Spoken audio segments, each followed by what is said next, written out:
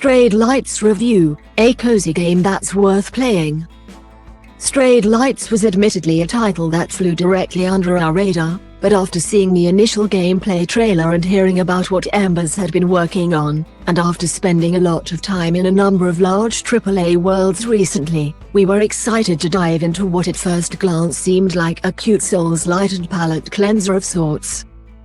After picking up the controller and delving into the game, we were left surprised by just how interesting the stripped-back and fairly minimalist concept was. With a focus on parrying rather than attacking, though you definitely have plenty in your arsenal, Souls-lite slowly guides you to demand perfection from yourself with every encounter. Figuring out each enemy's unique attack pattern and rhythm is not only key but also hugely addictive.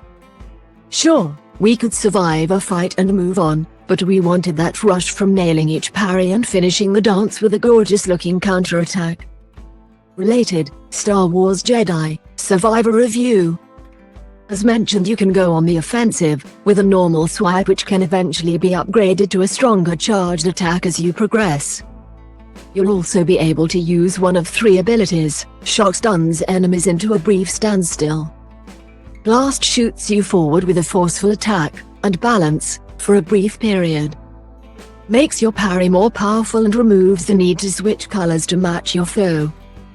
Which is great should you feel overwhelmed by multiple enemies with varying patterns. Color matching here is the twist that really makes combat unique.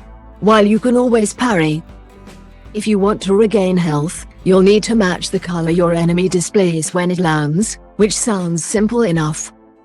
But as fights go on, enemies will switch colors in tricky patterns and rhythms. The story itself is told in abstract, with no text or voiceovers, and is fairly straightforward. You control a newly born creature of light, who after stumbling through a rather vicious storm reaches sanctuary where you evolve and separate into two beings, seemingly one of pure light and another of pure evil.